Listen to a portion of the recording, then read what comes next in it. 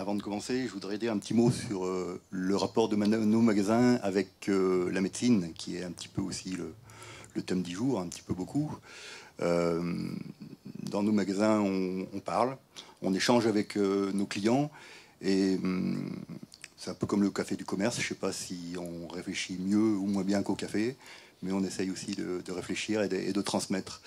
Et on est beaucoup amené à transmettre d'informations sur la nutrition et parfois aussi sur des sujets qui touchent à la médecine, bien que nous n'ayons aucune compétence à la matière, ou en tout cas aucune compétence reconnue. Mais si on peut le faire, c'est parce qu'il existe des livres qui ont été écrits par des gens qui ont beaucoup défriché, et auquel il faut rendre hommage. Pour ma part, c'est uniquement avec les livres que j'ai appris. Avec plaisir. Je cite très volontiers des noms de médecins, déjà, Paul Carton, André Schlemmer, Jean Valnet, et puis des gens qui ne sont pas médecins aussi, donc le fondateur d'un concept un petit peu fourre-tout, mais qui est quand même intéressant, c'est la naturopathie. Donc je pense à Marchesso, quelqu'un quand même sacrément intéressant. Puis des gens comme Passbeck, Destret, voilà. Et puis bien entendu Claude Aubert, à qui on doit tant, qui nous a expliqué tous les liens qu'il y a entre l'agrobiologie, la nourriture, la nutrition, la cuisine et la santé qui découle de tout ça. Donc merci beaucoup à lui. Et bien entendu aussi à Michel de Lorgerie. On voyait tout à l'heure le livre Le Nouveau Régime Méditerranéen. C'est un livre de référence qui nous a beaucoup apporté. Donc voilà, ce petit préambule, c'est pour vous dire merci pour ce livre, pour ceux qui en ont écrit, et merci pour ceux qui vont continuer à en écrire. Sachez que dans nos magasins, on est là aussi pour transmettre par ce biais, parce qu'on l'a tous compris, on ne va pas trop compter sur Michel Simès. Pour ce qui est des aliments donc, et de la manière dont nous les choisissons, c'est une question qui est un petit peu délicate, parce que normalement on ne devrait parler que de produits bio, ça devrait suffire.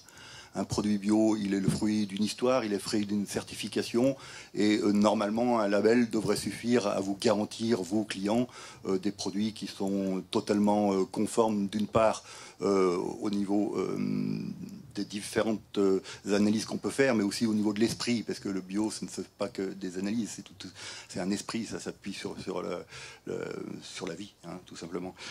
Mais on est bien obligé de le faire, parce que du bio, il y a à boire et à manger aussi. Alors pour ce qui nous concerne, voilà, nous avons pas mal de critères de sélection. D'abord, essayer de choisir en priorité des fournisseurs qu'on connaît de longue date. Ça ne veut pas dire qu'on ne va pas vers les nouveaux, bien entendu. Hein.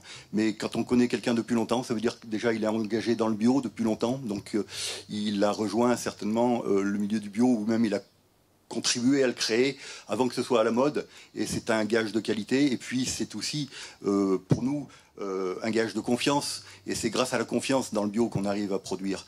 On n'est pas là à presser nos fournisseurs, on n'arrive à rien de bon si on se met la pression qu'on ne travaille pas ensemble. Donc nous sommes amenés à travailler, nous et nos fournisseurs, dans la durée, dans la confiance, dans le plaisir également. Nous avons beaucoup de plaisir à travailler ensemble.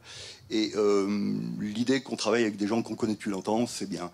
Ceci dit, bien entendu, bienvenue à tous les nouveaux agriculteurs qui veulent nous amener leurs produits, et également à tous les nouveaux transformateurs, on en parlera un petit peu après. Autre chose que la durée, c'est être près du produit, être sûr qu'il n'y a pas trop d'intermédiaires entre l'endroit où ce produit est cultivé, voire élaboré, et le point de vente, là où vous allez l'acheter. Pour notre part, nous nous déplaçons. Nous allons beaucoup sur place, voir les fournisseurs, à côté de chez nous, sur toute la France et également à l'étranger, pour nous assurer des manières avec lesquelles ils travaillent, et puis aussi pour créer des liens, parce que je l'ai dit, le lien fait partie intégrante de notre métier. Pour certains produits, c'est facile, comme les légumes. C'est facile aussi pour un fromager, c'est sympa, il n'est pas loin. C'est parfois plus difficile. Pour le riz, par exemple, on peut très bien acheter un riz bio et ne pas savoir d'où il vient. On achète un conteneur. Un conteneur, ça donne lieu à spéculation. Aujourd'hui, les nutriments, y compris bio. Les aliments donnent lieu à spéculation. On peut très bien acheter ça en bio et ne pas savoir d'où ça vient et avoir des petits problèmes de provenance, de contamination, voilà, des choses comme ça. Et je donnerai un exemple qu'il est important d'essayer de comprendre en profondeur, c'est celui du raisin sec. Les raisins secs qui sont beaucoup produits en Turquie, notamment parce que ce sont les Allemands qui ont incité les Turcs à produire. C'était une très belle initiative de leur part. Et si on regarde comment se transmettent les terres en Turquie, ça se transmet comme chez nous, souvent aux fils, mais eux, ils ont plusieurs fils et ils transmettent un peu à tous leurs fils, si bien que les parcelles sont de plus en plus petites. Et une parcelle de plus en plus petite, c'est une parcelle qui peut être sujette à des contaminations de cultures non bio qui sont à proximité. Donc, dans le problème du fruit sec, et notamment le raisin sec, vous avez de très fortes chances d'avoir des produits qui sont contaminés, malheureusement. Alors que les agriculteurs eux-mêmes font de très nobles efforts pour être irréprochables, ils sont contaminés par des cultures qui sont à proximité. Donc, bien connaître les fournisseurs avec lesquels on travaille, bien être sûr qu'ils font des analyses qui dépassent ce à quoi on les oblige, c'est aussi une garantie à laquelle on s'astreint. La proximité, on en a parlé. Pour nous, c'est un problème qui est difficile parce que les clients attendent de nous, magasins bio, que nous ayons des produits locaux. Et ça nous est difficile d'y répondre parce que les ceintures agricoles autour des villes ne sont pas si grandes que ça.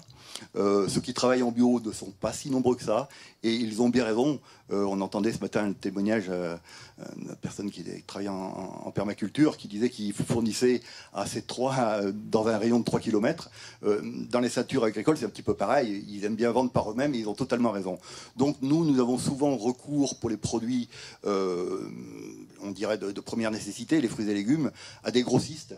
Et donc, on a des difficultés à avoir des approvisionnements qui soient 100% locaux. Mais si dans les magasins bio, vous ne voyez pas toujours des produits locaux en ce qui concerne les salades, les tomates, des produits de base comme ça, il faut savoir que ce n'est pas forcément parce qu'on ne le veut pas, c'est parce qu'on ne le peut pas. Il n'y a pas beaucoup de producteurs qui sont en mesure de nous livrer à hauteur de la consommation de nos plus nombreux clients tous les jours. Ce dont on se félicite, c'est vous, c'est moi. Mais voilà, la France n'est pas encore totalement organisée pour que ce soit possible pour tout le monde d'avoir des produits locaux. Un autre aspect que je voulais évoquer, c'était le côté industriel d'un aliment. Est-ce qu'un produit industriel est bon ou pas lorsqu'on est en bio? Alors, j'allais dire, c'est pas l'industrie qui est en cause. L'industrie, c'est un outil qu'on se donne pour éviter beaucoup de tâches manuelles qui sont fatigantes.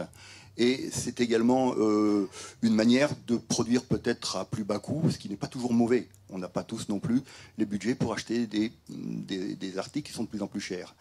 Ce n'est pas donc l'industrie qui est à mettre en cause, ce sont plus les logiques industrielles.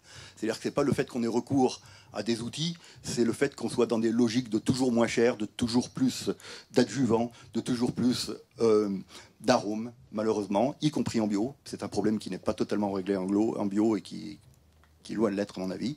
Et donc pour ma part, je ferai très attention à faire une différence entre des produits industriels et des produits qui sont victimes de la logique industrielle. C'est pour ça que je ne dirais pas, pour ma part, ne consommez pas de produits industriels.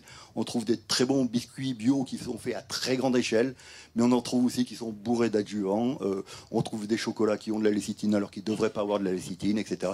Trop de sucre également, voilà. Donc ce sont les logiques industrielles qu'il faut fuir, avec les logiques de bas coût, les logiques de provenance de produits éloignés, trop éloignés, sur les farines, sur des produits qu'on peut trouver à proximité. Une des questions qu'on nous pose souvent, et je ne suis pas le mieux placé pour y répondre, c'est est-ce que le bio qui est en grande surface est aussi bon que le bio qu'on trouve dans les magasins bio? Alors, moi je travaille dans le réseau bio, je suis très enclin à donner la priorité à ceux qui sont un petit peu à l'origine de ça et qui le vivent un petit peu par passion. Pour autant, on peut aussi se réjouir que les lieux qui sont les lieux d'approvisionnement les plus généralisés puissent proposer des aliments qui sont plus sains, même si parfois, comme le disait Claude Aubert ce matin, l'éthique du bio n'est pas totalement respectée. On peut peut-être y voir un progrès. Donc prenez note du fait que je dise un peut-être. Je ne suis pas très sûr que ce bio-là nous amène à terme vers des aliments de qualité pour tous. Mais en tout cas, on ne peut pas non plus refuser l'idée que les produits bio soient accessibles partout et pour tout le monde. Et un dernier point, il est un petit peu lié à celui-ci. Qui doit distribuer du bio demain? Est-ce que ce sont principalement des grandes surfaces ou des magasins? On vient d'en parler. Mais qui doit le fabriquer aussi? Est-ce que ce sont des entreprises bio indépendantes? Ou malheureusement, parce que les choses sont en train de s'accélérer, est-ce que ce sont des entreprises bio qui appartiennent à des grands groupes agroalimentaires? Et on est en train d'aller vers ça.